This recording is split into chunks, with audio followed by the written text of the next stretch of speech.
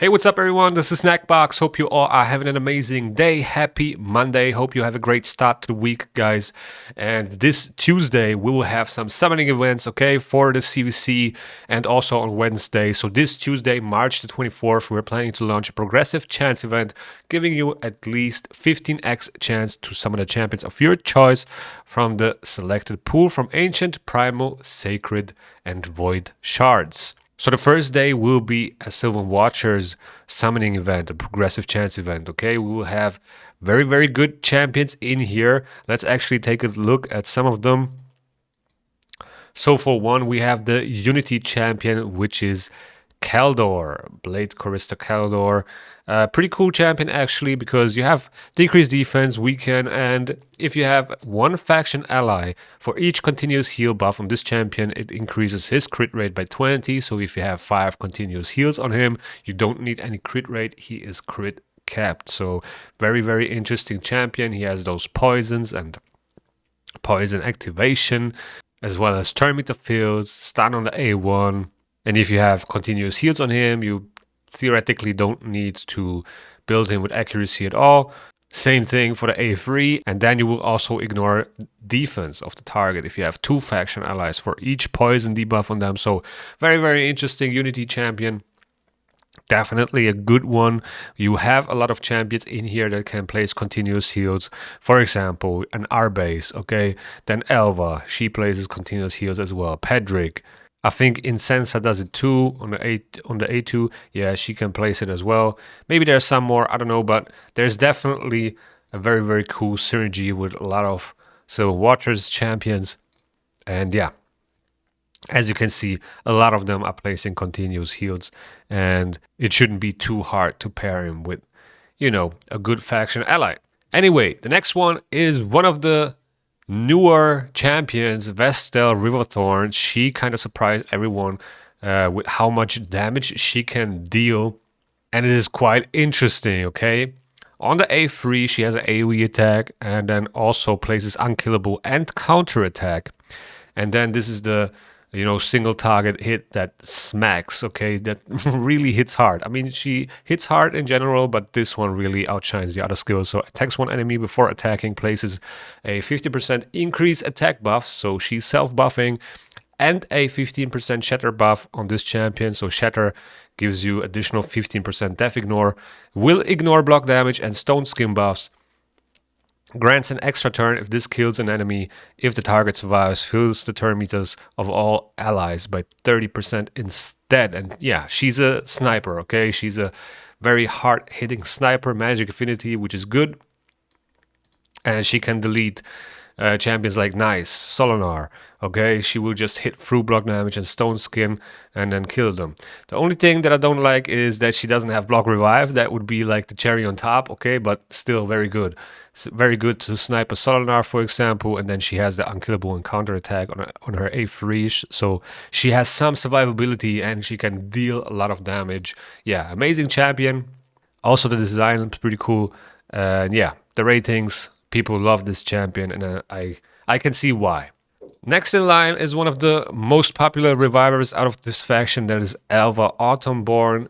Amazing reviver, okay, still to this day. A reviver that can cleanse and place block debuffs. There's not more to say about, you know, a champion like this. And then, you know, speed aura, all battle speed aura as well. She has been carrying this faction for a very, very long time and is still very decent. Next in line, we have Grand Oak Pedrick, one of the most interesting ally attack champions. He has this ally attack right here on A2, but then his passive at the start of this champion's turn places a buff on each ally for 1 turn, depending on their type. Attack champions will get an increased attack buff, defense type champions will get an increased defense buff, and so on. So yeah, very interesting champion. Does put out a lot of buffs. If you put him in a 9-piece protection set, you get a lot of damage out of him. And yeah, he can also reset skills of allies, okay, with his A1. Which is quite interesting. Very, very cool champion. I still use him for Finite. Then we have Ballard the Lost. Man, that's a lot of bangers here, okay? So Ballard the Lost is one of the best poison activation champions for Chimera because he can perform as a nuker as well. Yes, you need good stats, you need good gear, and the right team that he can hit hard enough to complete trials, but he's one of them that can do it, okay? He's able to, and that's what is important. So he can, get more death ignore for each time a poison debuff is instantly activated by this champion, okay? And that stacks up to 20%, so he has 20% death ignore on his passive. He places the increased accuracy and the decreased resistance, which is very hard to come by. There are not a lot of champions that can place the decreased resistance. And then he places 3 poisons. He has the poison sensitivity on A1, and the shield that he's placing here before he's attacking also gives him a little bit of survivability. And then he has leech and a poison activation skill, okay? Everything on the same skill. So overall, a lot of things that he can do besides dealing damage, and he fills out a lot of roles with buffs, debuffs, and damage. Then we're going to move on to the Void legendaries from this faction. So first we have Neve, and she's definitely a top tier champion, PvP meta, okay? She has this incredible passive with the block damage. And, she can also place block debuffs and ally protection. And just overall, a very, very good protection champion. Very, very hard to deal with if she's built right. The reviews are not lying. That's definitely, it could be even a 5, okay? So she's very, very strong. I think if anyone would open Void shards for CvC, then they will probably pick her, because she's just insanely strong, okay? So next in line we have Emic Trunkheart. He was a fusion. He has, this cooldown reduction passive, which can be quite handy for like Hydra comps, or maybe even Chimera Titus teams, I don't know. But in general, he's not that crazy for Siege. I saw him sometimes being very, very useful because of this unkillable buff. That can work sometimes on Sylvan Watcher's post. But yeah, overall, he's a solid Void legendary champion. I don't think he needs a buff, but he's also not a insane game changer.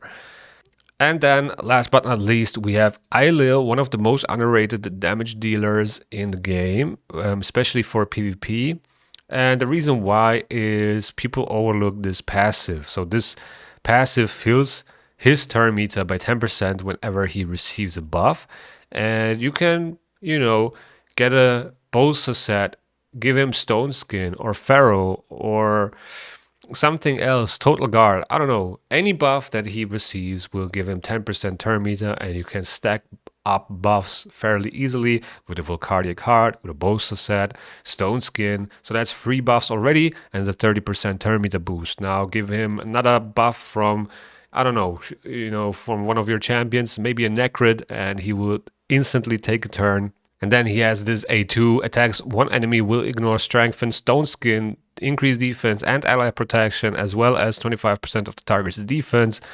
And yeah, pretty interesting. He can pretty much snipe a champion, and if he kills an enemy, he fully heals and places a Stone Skin buff on him. So yeah, very, very interesting for PvP. Now that was it for the Sylvan Watchers, and on Wednesday we will have summoning events for Shadowkins, okay? Shadowkins, the first in line is Tetsuya, the Deliverer. Awesome Unity champion, so toxic to face in Faction Wars hard. Those that already, faced him there a couple of times know what I'm talking about. But yeah, he's great for Shadowkin posts in Siege. But other than that, I don't see much value with him. I mean, with free faction allies, all allies are immune to turn meter reduction effects from enemies, and that's quite handy. Yeah, he can hit hard, but, like I said, other than Shadowkin posts in Siege, I don't see much more value for this guy. Then next in line we have Yukimasa, which was a recent fusion, one of the only legendary revivers for this faction. I mean, we have Gameran as well, but I would say this guy is more of a reviver than Gameran. So whenever this champion uses A2, it's an AoE attack which ignores block damage, revives one random ally with 50% HP and 50% turn meter if this skill did not kill an enemy, okay? Revives all allies with 50% HP and 50% turn meter if the skill kills at least one enemy. So yeah, you have a conditional revive here. It doesn't really work on bosses unless they have ads, right, which you can kill. But yeah, I mean, not a traditional reviver, kind of a hybrid, if you want to say so. He has the block active skills on the A1, which is very handy in faction wars and just in general, also in PvP. So he is a solid champion, but you know, he's not insanely good, but he's solid, okay? He's solid. He can deal damage and he can also be very effective with the block active skills. So that is pretty cool. Then we have next in line Harima, okay? Harima, I still use her in my Faction Wars Hard team, not so much in PvP anymore. I used her a lot in Chimera, and she kind of performs very similar to Ninja, which is kind of surprising because she has this right here, okay? So every time she uses this skill, each hit decreases the target's defense by 5%, stacks up to 30%, so it's kind of like a big version of cruelty, and each hit also increases this champion's defense by 5%, stacks up to 100%. So you can stack up her defense, okay, and make her hit harder. She has a decreased attack on the A1, and you know, this A1 really hits hard. So you can also pair her with Mikage, and that works very, very well. For Chimera, I don't really use the A3. I really never used it. But in Hydra, I can see it being useful to provoke the Head of DK, for example. But yeah, again, very interesting champion. If you have a Mikage team for Hydra or Chimera and you're missing Ninja, she can be quite awesome. Or if we have Forest Affinity on Chimera, that's also where she becomes pretty handy because Ninja is magic affinity, okay? Then we have Arashi Riptide. I don't know. I pulled him like 3-4 times. Yeah, pretty underwhelming champion.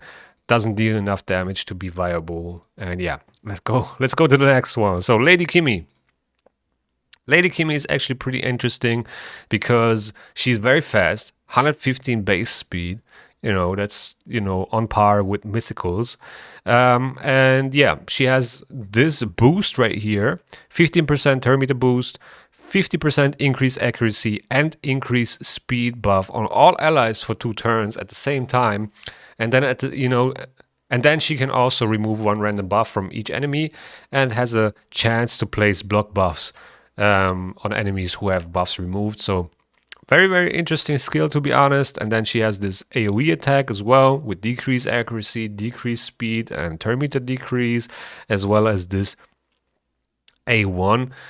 And she can pretty much hit twice with this. Overall, very, very good speed booster. But I feel like in today's meta, turn meter boosters are not that insane anymore, right? They kind of fell off a little bit because you have all these counters to turn meter boosts, relics and passives and sets, you know, to cut in. So yeah, still very, very solid champion till this day. Next in line, Void Legendary Yumeko. Very, very good champion for PvE, for PvP also. You can build her in a Chronophage Mercurial build, and she can function kind of like a counter to Lockout, which is pretty cool. Not only does she reset your team with this skill, she also puts enemy skills on cooldown, so that is quite nice. But if you just want to utilize her in PvE, that works as well for Titus, Trunda, Comms, or just in general. Next in line is Riho Bone Spear. Also one of the top tier support champions for Chimera because she has 1, 2, 3, 4 debuffs here that are useful for trials. Then she has a cleanse and block debuffs and heals on the A1. And she reflects debuffs with her passive, which can be quite handy on the Viper form to get the poison trial done. So all of these skills are very, very amazing. She's Void Affinity, no weak hits. Amazing champion. Then we have Jingwon. Not quite sure about this guy, but in Faction Wars Hard, he's paired with Tetsuya in the Shadow King wave which is very annoying. Overall, he seems like a very solid champion. He can also transfer debuffs. He has blocked active skills, block buffs. He has, decreased accuracy, strengthen, and then he's immune to all the, crowd control debuffs: fear, true fear, freeze, provoke, sleep, stun, petrification. This can be quite handy, and at the end of each enemy or ally turn, removes all of these debuffs from all allies and places a block debuffs for 1 turn on allies who have debuffs removed. So yeah, very interesting champion, really. He was very bad when he first got released. He got rebalanced. He definitely looks a lot better, but it's still not enough to put him, at the top of the list, okay? So he's definitely a good Void Legendary, but definitely not one of the best. So yeah, guys, that was a quick review from me of all of these champions that we're gonna get for this progressive chance event. My pick out of those would be probably Neve. I think, out of all of them, she has the most value in terms of PvP and siege and so on. She is just amazing and outshines everybody else. And I think it would be worth chasing her. But yeah, I'm not gonna do it. I don't really like chasing champions on progressives only unless there's a summoning event at the same time. Then that works for me. But otherwise, I most of the time feel like it's a waste unless you hit the progressive. Okay, then that's different. But the chances are really low. The chances are really low. Progressive chance events, seem like they are good, 15x, 20x, 25x. But, once you pull your first legendary and you can easily hit Heart Mercy, like 200 Void Shards, once you hit your first legendary, then you're at 20x. And when it's not the progressive, then you feel like, maybe I should keep going because now I have a 20x. You hit the next legendary, then it's 25x. And if you've been there, you know what I'm talking about. So yeah, I don't really like chasing champions on progressives. But if I would do it, then this would be the one that I would pull for. And with that being said, thank you guys for watching. I hope you enjoyed. If you enjoyed, please hit the like button. It really goes a long way. Also, subscribe to the channel if you want to see more raid content. The YouTube algorithm is going to suggest you a video that you might like right here. And see you in the next one.